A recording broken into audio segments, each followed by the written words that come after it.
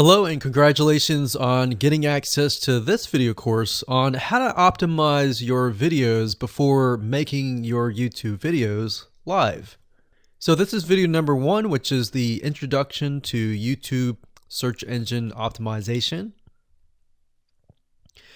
So I want to first start out by saying the goal is to focus on doing the right amount of keyword research and video file automation before actually uploading any of it to YouTube. So essentially this is all about what most people forget about doing before making their YouTube video live. Because if you think about it, most people think about, okay, what do I do after I upload this video? They don't really think about what they have to do before making it live. So this is not about what you can do afterwards, as that is a totally different focus, but rather before.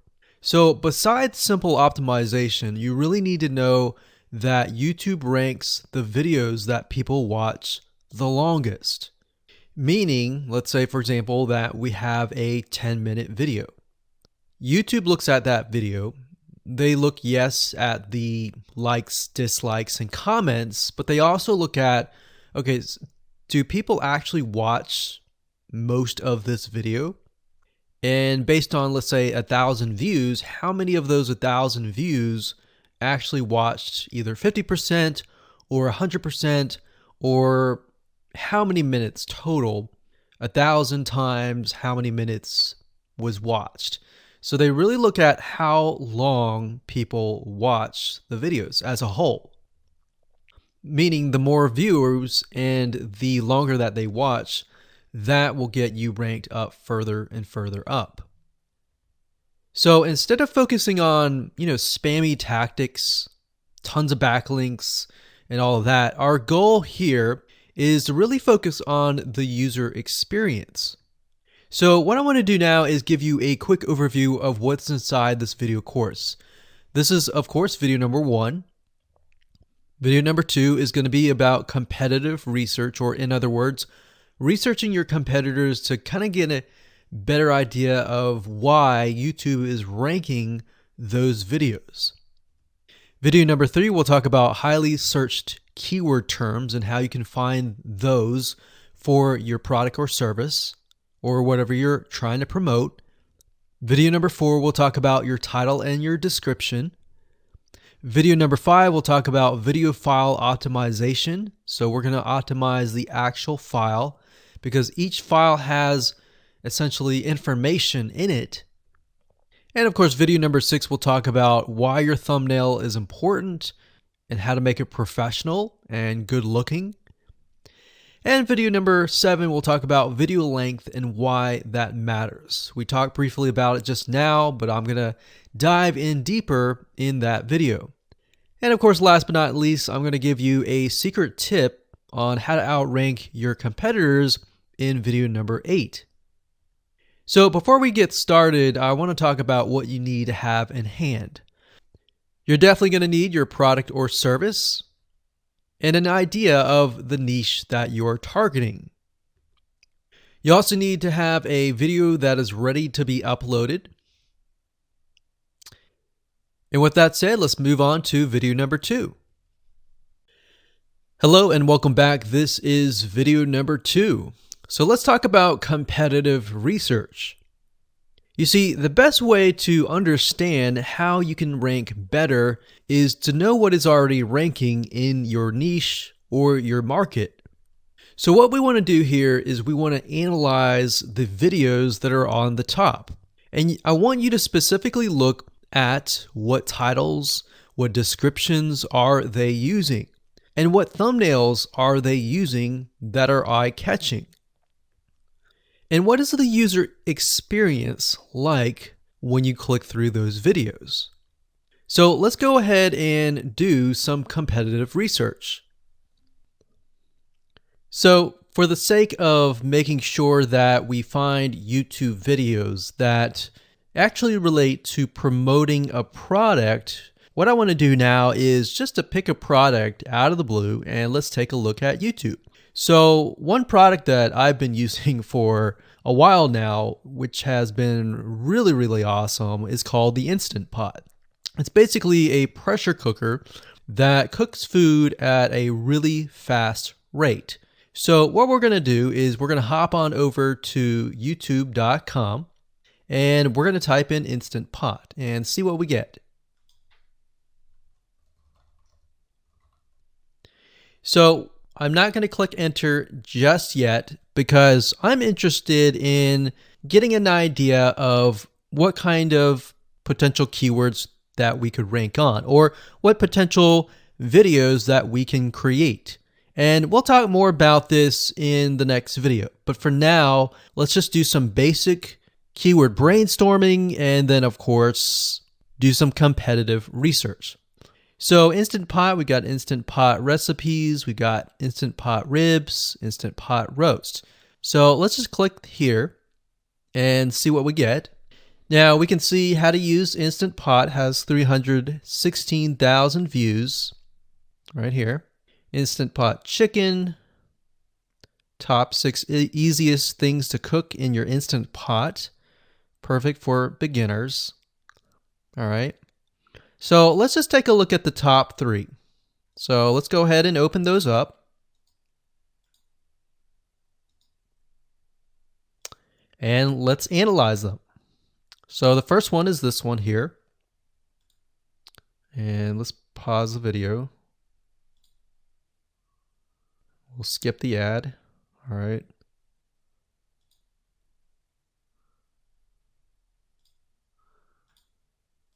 Okay, so how to use the Instant Pot 101 for beginners. So if we think about the type of audience that the Instant Pot attracts, it attracts somebody who has a busy life, who may be a beginner at cooking and just wants a quick and easy meal done fast. So we can see that. So one thing that I like to do is I like to copy the titles to Notepad. Just kind of get an idea of what we're dealing with. So that's the title. Looks like she's promoting an Amazon affiliate link. We can see that here, Amazon.to. We've got Instant Pot hacks, Instant Pot yogurt, and all that. So what she's doing, it's very funny, but she may not realize she's doing this, but what she's using is a method called siloing. And she's basically telling YouTube, hey, not only do I have this video on Instant Pot, I've got Instant Pot hacks, yogurt, recipes, and other recipes. So let's just copy that in here. So that's video number 1. So we're going to rank it from video 1, video 2, and video 3. Let's scroll down a bit. We've got 373 comments. I will say when it comes to YouTube, they're looking for engagement. So comments is good, likes are good, even dislikes are good as well. Even though dislikes are bad from a human standpoint, it tells YouTube that there is engagement. All right. So sometimes we're going to be able to view, we can't do it here, but sometimes you'll actually be able to view more data. But for now, you can't hear. Now, we can actually dig deeper if we want to. So let's just take a look at Natural Brittany's YouTube channel. Because when you're doing competitive research on YouTube, it's not just that particular video. It's actually the whole YouTube channel as a whole. The authority that that channel holds. So she has 116,000 subscribers. Click on the videos.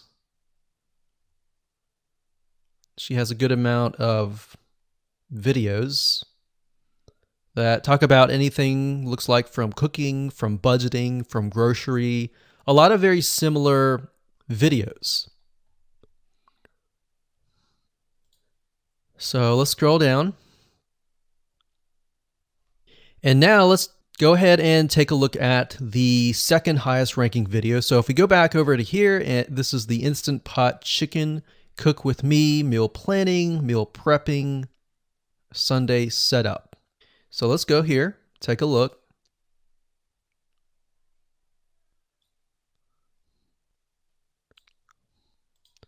Okay, let's see here. So it's a 20-minute video, all right? And it has 658 likes, 5,000 views. If we take a look at this video here, this has 320,000 views and 7,000 likes. Now, notice how it says 13 minutes here, and notice how it says 20 minutes here. We'll go back to this later on. All right, so we'll talk more about why a certain amount of time of your video is important, why the timing is important. And why is it that this lady has only 5,000 views, whereas the other lady has 300,000, and this lady is ranked right below that lady? All right, so why is that important? And why does that correlate to the time? So we'll talk more about that later on. But for now, let's just do competitive research. We're not trying to figure things out right now, and go from there. So if we take a look at the description, it says cook with me as I try a new recipe with Instant Pot. So the description contains the keyword. Sunday setup. Looks like she's got some Amazon links. And if we think about Instant Pot, who could it be targeting? All right, so this lady calls out people who are trying to prep on Sunday. So if we can get an idea of who it's targeting mothers, it's targeting people who are busy, who maybe only have time on Sundays to set things up. And chicken is a common thing, so maybe she's getting a lot of clicks. We don't know exactly, but we know that the headline and the description work together and getting clicks. All right, back over here, this is the third one. So let's take a look at this one. So this one is 8 minutes, but it has a lot more views than those other two videos, but it's shorter. It's shorter, but it has longer amount of views, and it's third. It's got 11,000 likes and 633 dislikes. If we scroll down, we can see that it has more comments than the first one. So why is it that the first one is number one and this one is the third one and it has more views and more comments? Well, we don't know exactly why, but I have a hunch as to why that is, which we'll talk more about ranking and what Google and YouTube is looking for later down the road. So that's that. Let's just copy that title. And I'm going to go ahead and pause this video and we'll copy and paste that information to the notepad. Okay, so I went ahead and copy and paste the information. So this is video 1, this is video 2, and this is video 3 down below. So let me make this bigger. So we have this information. So as we're kind of analyzing the competitor, we want to save this for later, but can you kind of see a similarity here? So this is calling out the target audience.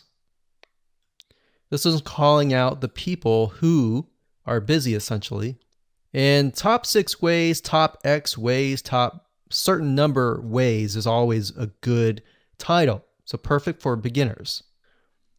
So if you can imagine, we already see that this title has beginners.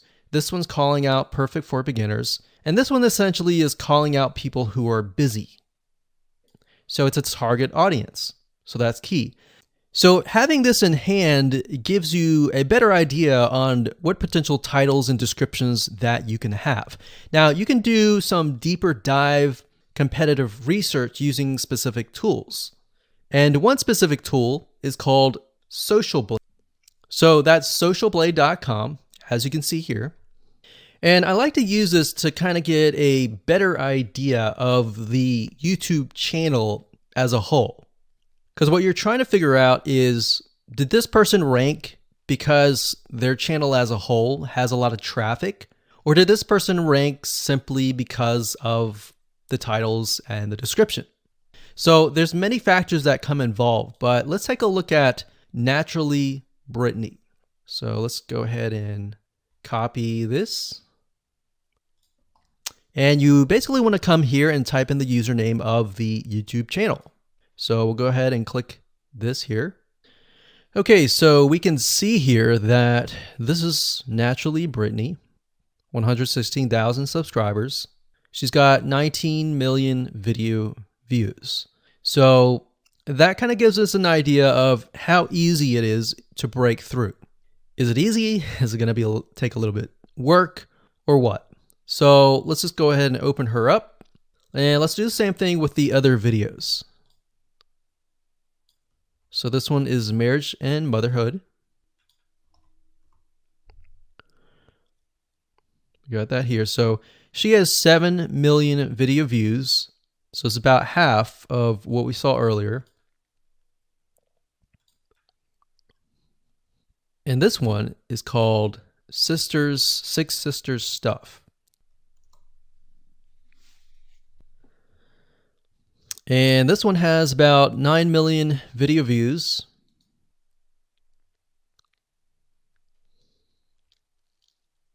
So right off the bat, we can see that if we were to rank on the keyword Instant Pot, it's going to take a lot to break through.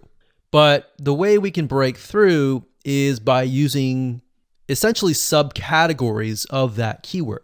So Instant Pot recipes or Instant Pot chicken recipe, stuff like that. So we can see that each one of these has about 100 to 200,000 subscribers. So you're going to have to be competing against that. Now, obviously, if you have a good size YouTube channel, that will usually mean that you can break through fairly easily. But if you're just starting out, then breaking through on that keyword is going to be a little bit more difficult. So the next question is, what keywords should you use? And we'll discuss that in the next video.